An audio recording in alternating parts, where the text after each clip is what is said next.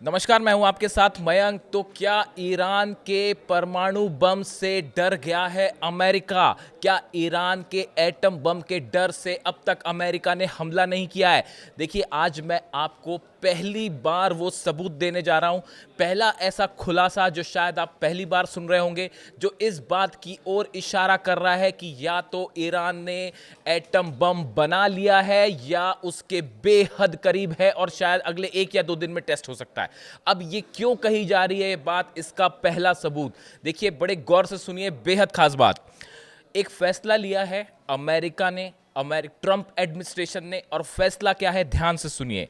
एक प्लेन है जिसका नाम है WC-135R कांस्टेंट फिनिक्स। ये एक प्लेन का नाम है, ठीक है। ये प्लेन अमेरिका से भेजा गया है मिडिल ईस्ट। अब इस प्लेन का काम क्या है?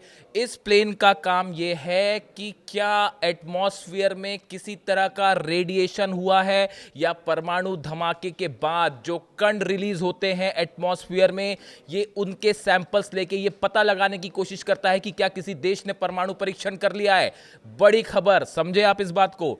अमेरिका की तरफ से ये प्लेन भेजा गया है मिडिल ईस्ट, शायद ईरान के लिए। अब कैसे एंटर होगा वो भगवान ही जाने, लेकिन जो है ये प्लेन भेजा गया है इस बात का पता लगाने के लिए कि क्या ईरान के एटमॉस्फेयर में किसी तरह के वो पार्टिकल्स हैं जो एटम बम के धमाके के बाद होते हैं, क्या किसी तरह का रेडिएशन है। देखिए, जो पहले खबर है मैं वो आपको बताऊं, ये कंफर्म खबर है, ये कोई सोर्स नहीं बता रहा है, ये कंफर्म खबर है।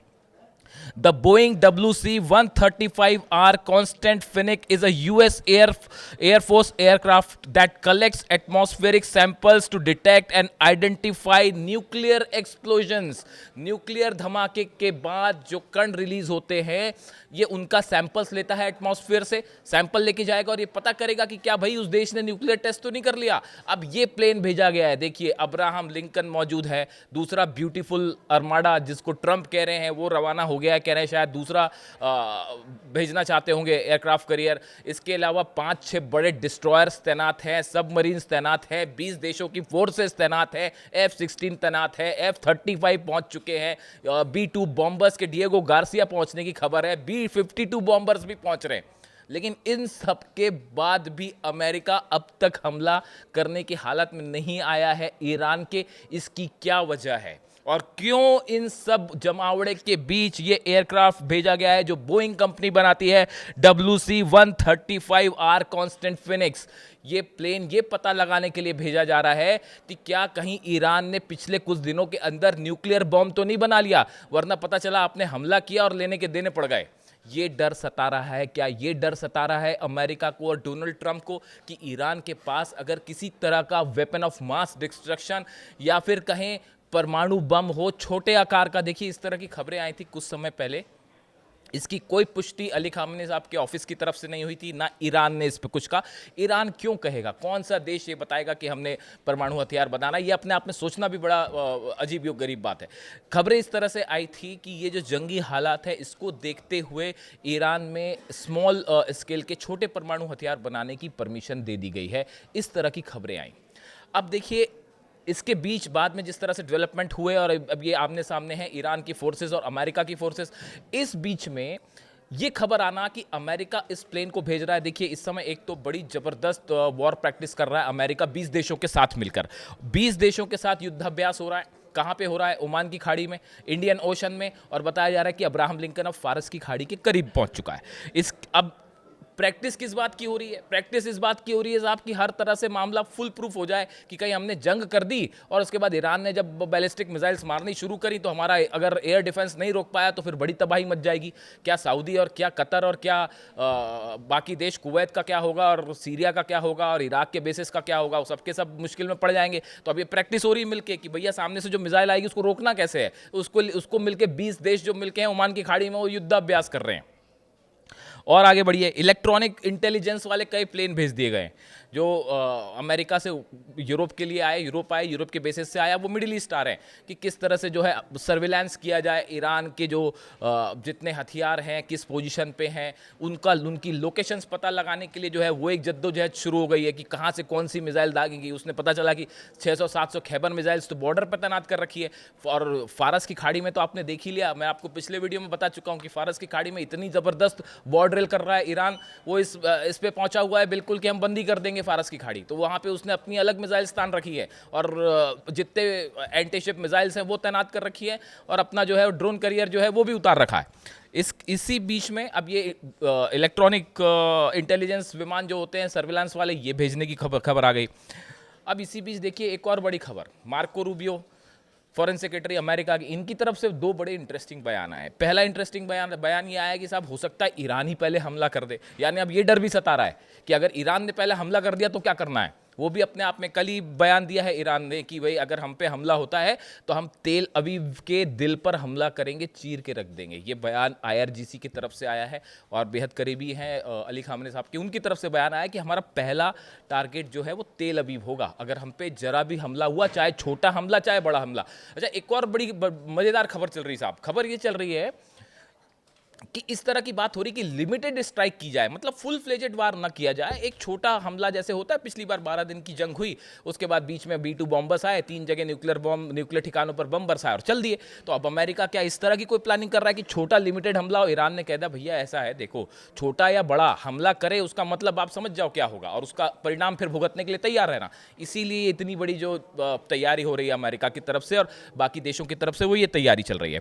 ईरान के फॉरेन मिनिस्टर अब्बास अराक्ची साहब जो है उनकी तरफ से क्या बयान आया सुन लीजिए। Iran foreign minister has warned that Tehran forces have their fingers on the trigger. वो उन्होंने कहा कि ईरान की जो सेना है और ट्रिगर पर जो है वो उंगली है, आपने हमला किया और उंगली दबी, and are ready to respond immediately and forcefully to any US military action.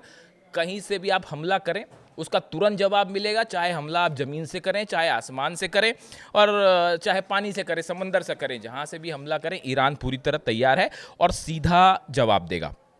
Iran ने ये भी कहा है कि जो फारस की खाड़ी है, हॉर्मुज़, जिसको हॉर्मुज़ के इलाके में खास तौर पर जो जिस तरह से टेंशन देखा जा रहा है और अब्राहम लिंकन हॉर्मुज़ के करीब पहुंच रहा है, काफ़ी करीब है उसके, तो वहाँ पे ईरान की तरफ से कहा गया कि जो हॉर्मुज़ का इलाका है, जो फारस की खाड़ी है, ये ईरान की है और आसपास के जो देश हैं उनकी है।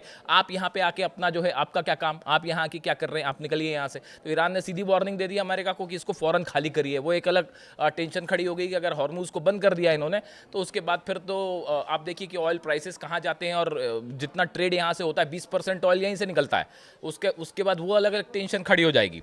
इसके अलावा देखिए जो एक दो खबरें और आई इसके अलावा कि जर्मनी के जो चांसलर हैं मर्ज, उनकी तरफ से एक बयान आया है। देखिए हर बयान को आप जब तस्वीरें जोड़ के देखते हैं तो आपको एक बड़ा पिक्चर मिलता है।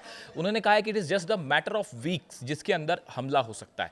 यानी अब बात देखिए किस लेवल पर आ गई है, बात इस लेवल पर आ गई है कि हमला होना तय है, बस ये बचा है जानना कि हमला कब होता है और पहले ईरान करता है या अमेरिका करता है। जर्मन के चांसलर भी ये कह रहे हैं कि बस कुछ ही हफ्तों की बात और है और हमला हो जाएगा। अब देखिए इसमें एक बहुत बड़ी इंटरेस्टिंग बात है।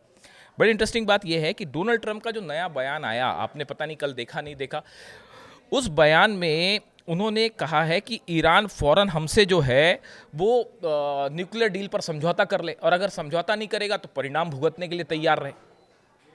अब इसको लेकर देखिए मैं अपना एनालिसिस बताऊं उसके पहले आपको जियोपॉलिटिकल एक्सपर्ट हैं स्टेनली जॉन, इनकी तरफ से एक बयान आया है, पहले मैं आपको वो समझाता हूँ। स्टेनली जॉन ने लिखा है कि डोनाल्ड ट्रंप बार बार गोल पोस्ट बदल रहे हैं, इज चेंजिंग गोल पोस्ट।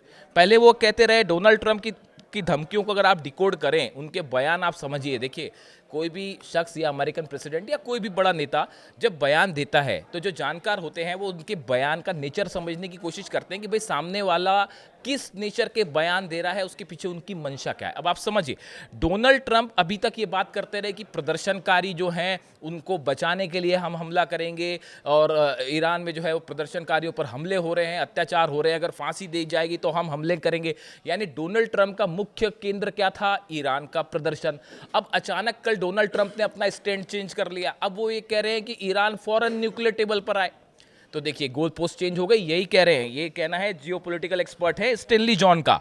उन्होंने जो लिखा है मैं उनके शब्द बता दूं, until now Trump was talking about the protesters but today he said time is running out for Iran to make a nuclear deal. अब वो प्रदर्शनकारी से न्यूक्लियर डील पर आ गए हैं Trump. If Trump had obliterated Iran nuclear, ये obliterated word तब से पॉपुलर हो गया जब डोनाल्ड ट्रम्प ने व्हाइट हाउस में कहा था कि हमने ईरान के जितने परमाणु ठिकाने हैं उनको हमने पूरी तरह से खत्म कर दिया। ऑब्लिटरेटेड मतलब पूरी तरह से खत्म हो गए। अब देखिए जो स्टेनली जॉन है ये क्या लिख रहे हैं, If Trump had obliterated Iran's nuclear program in June 2025, why does he want a nuclear deal in January 2026? अगर आपने जून 25 में तीनों परमाणु ठिकाने खत्म कर दिए थे, सब कुछ तबाह हो गया था आपके हिसाब से, आप ही दावा कर रहे हैं, तो फिर अब आप न्यूक्लियर डील किस बात की करना चाहते हैं? So what is the agenda? Donald Trump is changing his position, और ये पिछले 24 घंटे में पूरा नेचर ऑफ जो कॉन्फ्लिक्ट है यही चेंज हो गया, और जो असलियत थी वो सामने आ गई कि भाई पिछली बार जो है, अब ये सब मान के चल रहे हैं, पूरे दुनिया भर के एक्सपर्ट जो भी न्यूक्लियर मामले का जरा भी समझदार जानकार है वो ये मान के चल रहा है कि ईरान का न्यूक्लियर प्रोग्राम सेफ था, उसको कोई बहुत ज़्यादा नुकसान नहीं हुआ है, जो यूरेनियम है 400 kg एनरिच्ड वो भी सेफ है,